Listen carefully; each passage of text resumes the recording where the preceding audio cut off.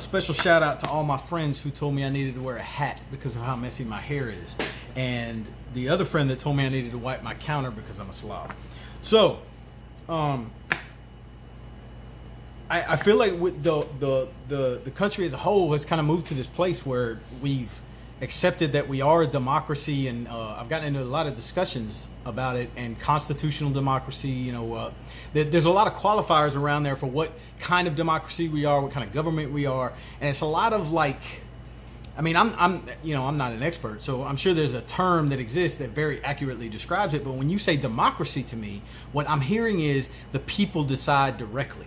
The people decide directly, and that's not what this country is. And even a lot of people will say that when they say democracy, that's not what they mean. But here's the reason that it becomes troublesome. Our founders, we have to remember that the founding of this country came because we didn't trust government. It's a very fundamental principle of America that we don't trust people, and we don't trust governments because they're made up of people.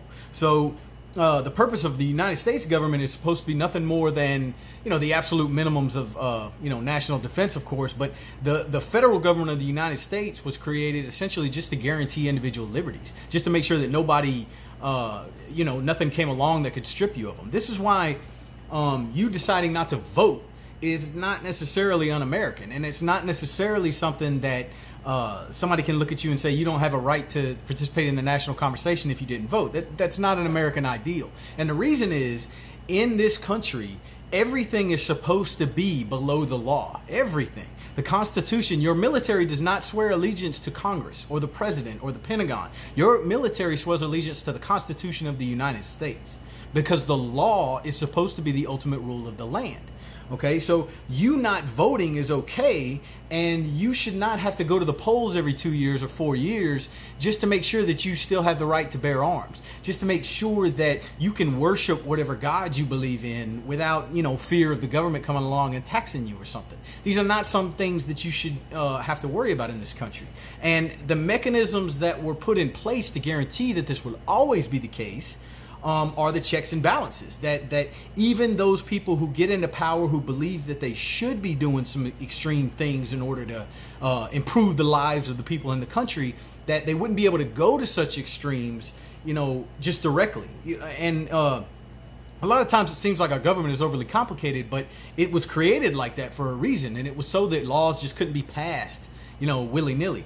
But the problem we're having now is we have allowed democracy to take root in the way that the founders did not want. Okay, and I say that because all you have to do is go back and look at some of the founders' quotes about democracy. These were men that studied, the ancient Greek democracies, and they studied. Just go back and look at some of the quotes. They all say it's mob rule. You don't want the public deciding, and it's not because I think they, of course, during this time period, of course, they had like racist views and things like that. And even when the Constitution was first drafted, only landowning white men could vote. So, I mean, even from the beginning, there was hypocrisy in terms of how the government should be run and how the representatives should be chosen.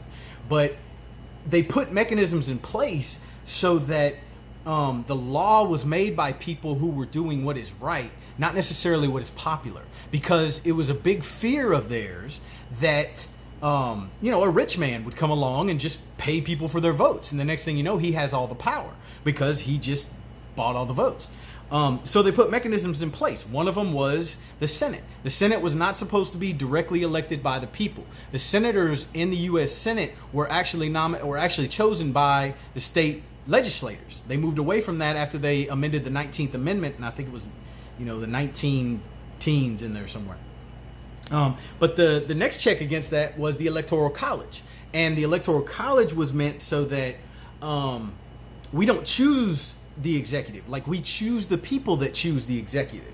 And the way that was supposed to work was in your community, in your state, you nominate those people that you believe are wise, those that are educated, that are experienced, or whoever it is. Just right now, think about in your church or in your book group, or at your gym, whoever it is, like there's one person that you would consider wise or a mentor. Those are the people that you're supposed to be going to and saying, hey man, why don't you be an elector for us or something, or why don't you run for office? Because those are the people that coming from your community are supposed to be more related to individuals. That's why the politics need to be local. Okay, but we moved away from state senate and we've moved away from the electoral college, and what we're left with is these situations where majority is deciding things, and majority is starting to, and I say majority, they're not the majority, they're the vast minority, but because they're the ones that are voting, they're getting their views out there in the mainstream as if they are the majority. Okay, so the problem is those views that are coming from the extremes of each side, because they're the only ones left that are voting and are participating, they're starting to erode the liberties of everyone in the country. Okay, and I know it sounds like I'm losing my mind, but let me show you. I drew together some visuals to hopefully help me illustrate this.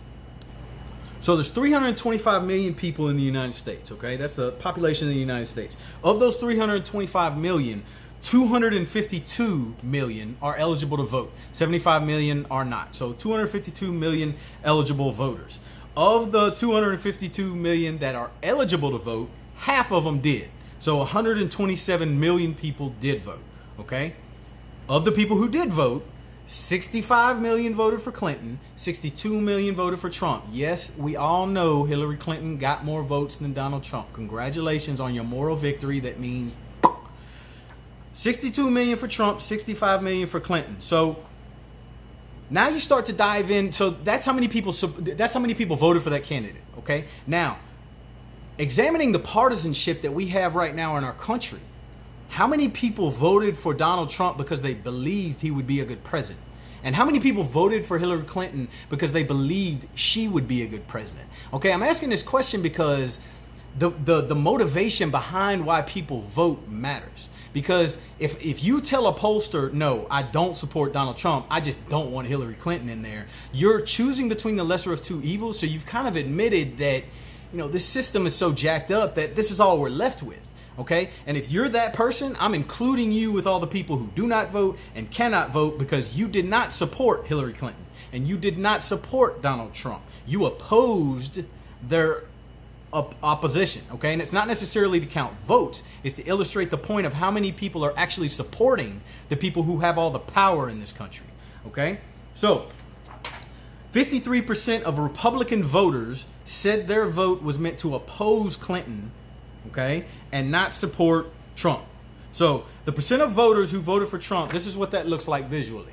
The whole card is the entire voting, 252 million registered voters. 12% of them voted in favor of Donald Trump, okay? I took 53% of the people that voted for him did not vote for him. They voted against Clinton, okay? So 12% of all votes were for Donald Trump. That's what that looks like, okay? Now, this is what it looks like for Clinton. Yes, I made it just a little bit bigger so you can have your little moral victory. Yeah, see? Okay? That's what it looks like for Clinton. Just a little bit bigger. Now let me show you some other ones. Here's the percent of Republicans who want to make Christianity our national religion. 57%. Okay, and I'll give you the links to all this stuff in the comments. 57% want to make Christianity our national religion. That's of Republicans. This is why public perception and polls matter. Not because they are actually accurate, okay? Because I have a problem with polls, but not because they are accurate, but because our politicians think they are accurate, okay? And they're acting on that stuff. So why is public perception a bad thing? Why don't we want majority to rule in this country? Well, in 1937, this is how many people would not vote for a woman. That's 66%, okay? Now, our government should not be chasing public opinion. They should be doing what they think is right.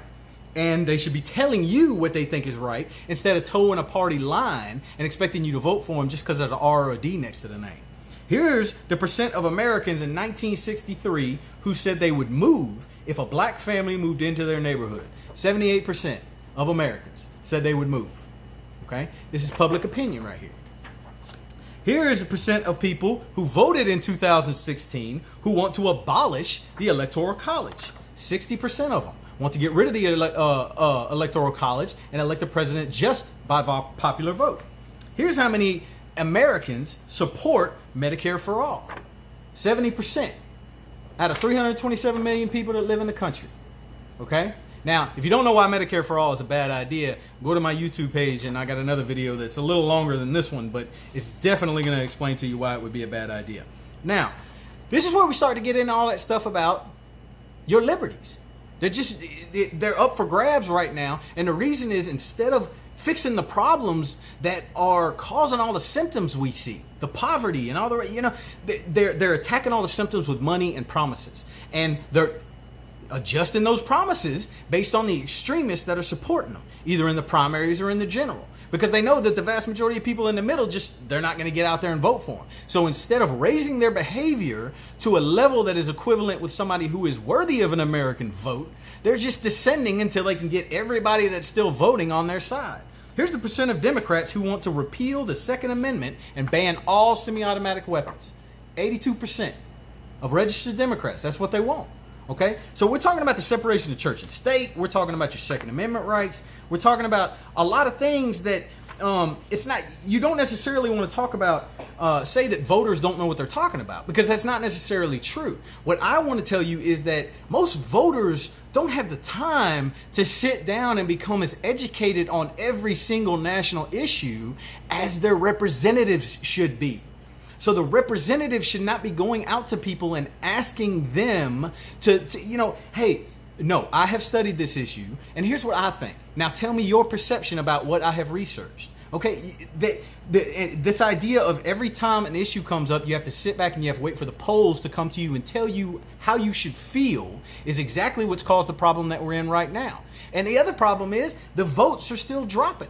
So it's just getting worse. You want to have an idea of how partisan our voting is? I'm going to put you a link in the comments. You can go all the way back to 1960 and take a look at the way Congress voted according to their party line. And up in 2011, that 8 years ago, before our situation now, 8 years ago, they weren't touching.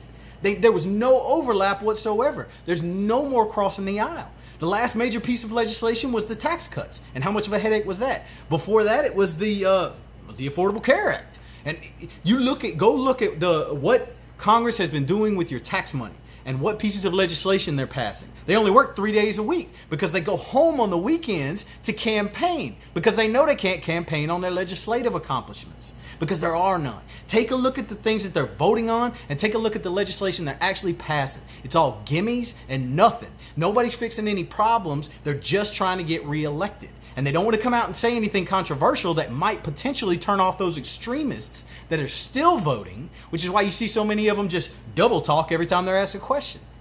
And for the life of me, I don't know how many times we're going to do this before we learn our lesson and stop voting based on an R or a D. It's the same two people every 4 years that just wear different skins and come out and tell you what you should feel about abortion, guns, Medicare, and it's exactly what is going to get them elected. It's not what they believe, it's not what you believe, it's just what they think you want to hear so that you can cast that vote.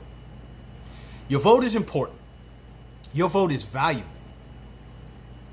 But if we don't get out there and start using it, it's not going to be long before the law is just below politics. I really think we're already there. But we're to the point now we're talking about messing around with the Constitution. Okay? So it's bad. It's getting worse. And terrible's on the horizon. So I need you to get off your butt and help me.